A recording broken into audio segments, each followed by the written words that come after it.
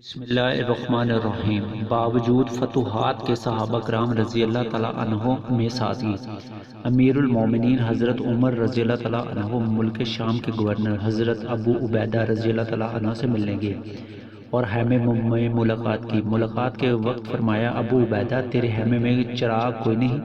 فرمایا، اے امیر المومنین، دنیا میں گزارا ہی تو کرنا ہے، دنیا کون سی ہمیشہ رہنے کی جگہ ہے، گزارا ہی تو کرنا ہے۔ پھر حضرت عمر رضی اللہ تعالیٰ عنہ نے کہا، اپنا کھانا تو کھلاؤ۔ تو عبیدہ رضی اللہ تعالیٰ عنہ کہنے لگے، میرا کھانا کھاؤ گے تو رو گے؟ کہنے لگے، نہیں نہیں۔ حالانکہ حضرت عمر رضی اللہ تعالیٰ عنہ کا کھانا مشہور تھا اور ان کا کھانا کوئی کھا نہیں سکتا تھا، اتنا سخت ہوتا تھا۔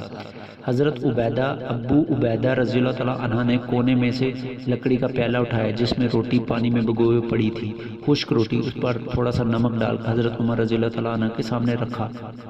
حضرت عمر رضی اللہ تعالیٰ عنہ نے لقمہ اٹھایا، کھایا تو بے اختیار آنکھوں میں آنسو نکل پڑے۔ ارے ابو عبیدہ رضی اللہ تعالیٰ عنہ، ملک شام کے خزانے فتح ہوئے اور تو نہ بدلا۔ انہوں نے کہا، حضور صلی اللہ علیہ وسلم سے عہد کر چکا تھا، جس حال میں چھوڑ کے جا رہے ہیں اسی حال پر آپ صلی اللہ علیہ وسلم سے ملوں گا۔ جب آپ صلی اللہ علیہ وسلم نے فرمایا تھا، جس حال میں چھوڑ کر جا رہے ہو اسی حال میں تم سے میرے پاس آنا، دنیا کے چکر میں نہ آنا اور دنیا کے دھوکے میں نہ رہنا۔ مسلمان کے لیے اتنا ہی کافی ہے، گزارے کے لیے اس کے پاس روٹی کھانے کو مل سکے۔